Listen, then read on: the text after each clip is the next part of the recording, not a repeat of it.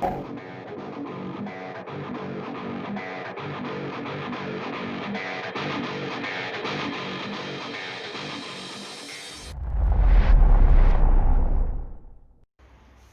it's Achim from American Runabouts, and I want to give you a quick update on our Glastron Carlson CV16 restoration / electrification. We just pulled her out because we have to get her in another part of the shop and actually get her off the trailer because the trailer needs some work as well. And as she's in the sun right now, I just wanted to take the opportunity to show you the gel coat, which came out awesome. As you can see, the gel coat is just very faded and oxidized. So what we're going to do is give it a bit of a light wet sand and then polish it up, and hopefully we can get her back to looking like new. G'day there guys, it's Aaron from American Runabouts, and what I'm going to take you through today is how to wet sand and polish a beautiful boat by hand. Something every self-respecting nautical man should do at least once in his life. So what we've got here is a beautiful old Glastron Carlson CV16 SS in this lovely green Metalflake, not so lovely anymore.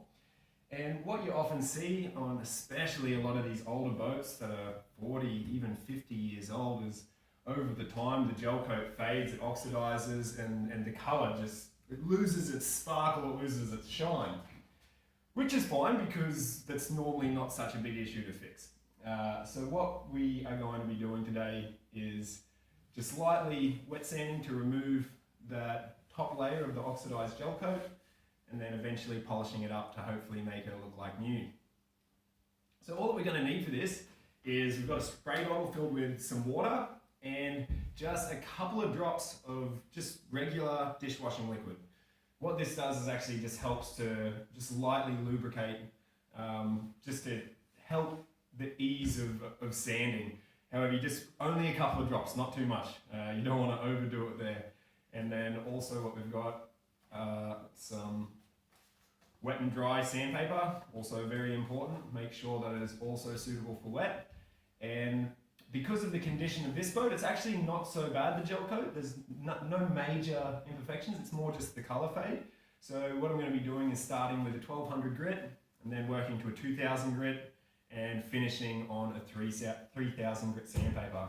The only other thing that we're going to need is one of these, just a simple sanding block. You can also use a piece of foam or something, and this is just to make sure that you're getting an even amount of pressure while you're sanding by hand. Now you can also wet sand with power tools, so you can get an orbital sander, preferably dual action. However, on a job like this and on such a classic and beautiful boat, we prefer to do it by hand simply to avoid the risk of cutting or burning through that gel coat into the metal flake underneath, which is the last thing that we want. So anyway, let's crack into it. So here we go. So we're going to start with the 1200 grit, and all we're going to do is we're just going to spray our water mixture nicely onto our area that we want to sand. Another good way to do this is you want to break it up into sections, I find is the best way to do it. You don't want to try and do the whole boat at once. You want to break it up into smaller sections. And then, so wet that sandpaper. And now we begin to sand. And you want to get used to this because it's going to take a little while. This boat isn't going to wet sand itself, unfortunately. But there's a kind of beauty in this work. There's a simple kind of pleasure, I find. And so what we were looking for here with the 1200, or with your initial grit that you're using, just making sure that we keep that area wet. And what you'll probably find, what I'm finding here, is so the water is turning like a kind of milky brownish grey colour as we remove all of that dirt and gunk and discoloration and everything. And what we're looking for is for that water to start running a much cleaner, kind of whiter or clearer colour, which lets us know that then we've cut through all of that. Also, you just want to be very careful that you aren't sanding too far, which is the reason why you generally want to start with the highest sand pace possible or the least abrasive option possible, and then if that doesn't work, then you take further steps. So for here, I mean, I'd already tested it and figured out that 1200 was enough.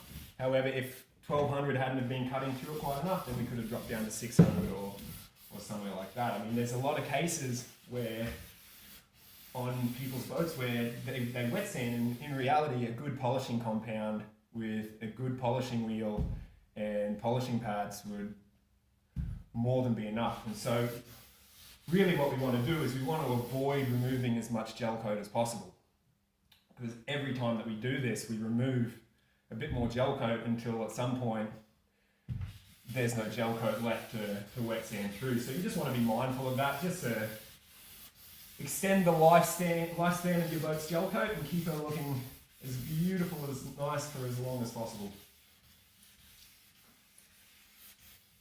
Another thing that you want to keep in mind when doing this is so you don't want to be sanding in a circular motion here.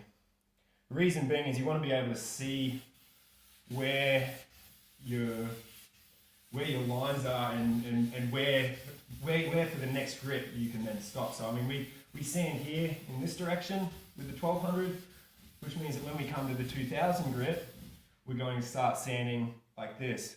And so that way it gives us a better idea of when we've gotten through those 1200 scratches, which is really all that we're trying to do on the higher grits, is simply remove the scratches left from the lower grits. And that way you're going to end up with a much nicer result, and probably it speeds up the process and you don't end up removing more gel coat than is necessary. So here's exactly what I mean about the coloration. So this is with the 1200, and you can see this is what's been coming off. So really quite a dirty, nasty brown color. So that's all of the impurities that we're getting out. Whereas now up here, it's a lot of a clearer. It's a lot clearer, which lets us know that that's pretty much good on the 1200.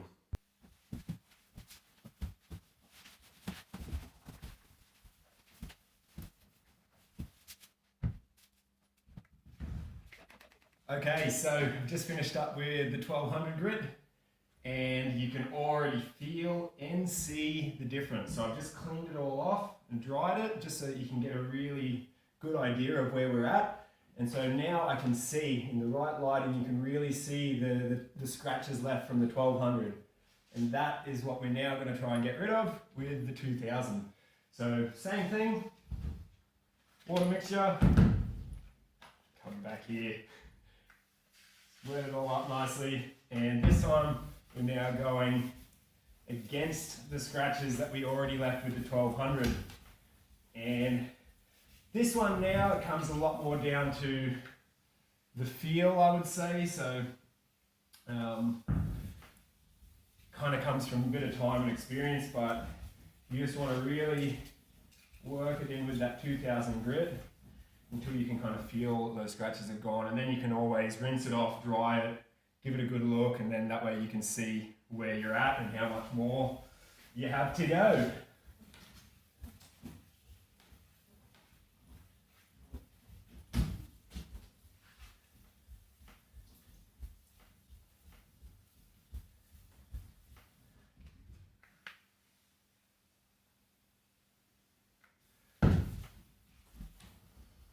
So with a job like this, you do want to be realistic, and it's not a couple of hour job, you know. It's going to take you a little while, especially if you want to get a good result. And same thing, a lot of people do and say that, yeah, I mean, to 1200 would be more than enough. So with a good polishing compound, that you could bring this up now to a good result. However, I find that the 2000 and the 3000 leave a noticeable difference, especially on a Metalflake job like this. I feel like you really do end up seeing a better result in the end. All right, I'll see you in an hour or so when I'm done. Okay, that's it with the 2000. So we move on to the last step in the wet sanding process, which is our 3000 grit. Same thing as we've done before, except this time we can move back into this direction. Same thing, all we're trying to do is get out those minor scratches left from the 2000 grit. Once that's done, we're happy. And then we move on to the polishing, which is where we cut through then any remaining final scratches left from the 3000 grit.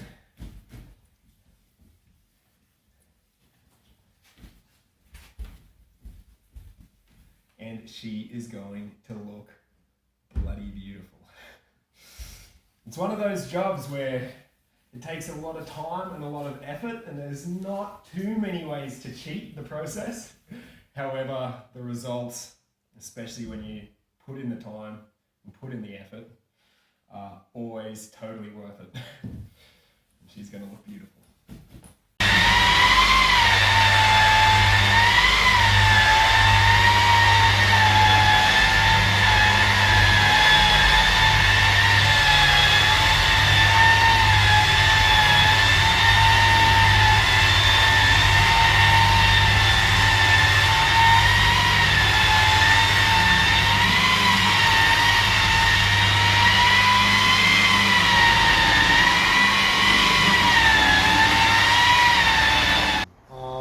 You may notice there's a couple of color differences, like here to here, and that's actually something that's not fixable.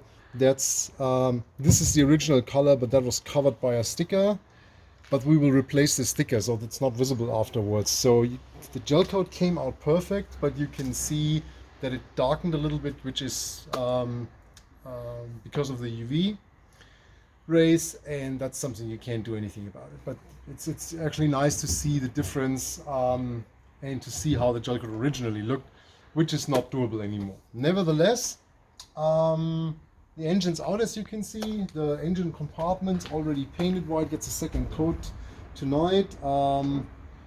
Set will be reused, so that's all already rebuilt and redone and already back installed. Carpets coming in, and then all the trim, which I'll show you in a minute. The dashboard's restored and got new instruments, and yeah, I mean, I could stay the entire day here and just watch and pet this gel coat, which I think came out really, really nice. Aaron did a fantastic job there, and I'll just show you the other parts. So we just need to get this. Yeah, you see gel coat addiction everywhere. But yeah, in the sun actually it's a real head turner. And yeah, just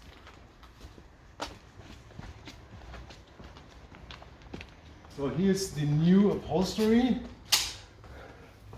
Yeah, it's covered up now, but here you can actually see the color pretty good, and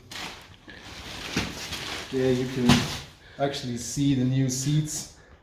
So I'll give you an update once they're installed. They actually have heating, because I mean, if you want to use that boat on our lakes, so probably you also want to use it early spring, late autumn. There's no engine that produces any heat anymore, so we thought that's a nice feature. So it got heated seats.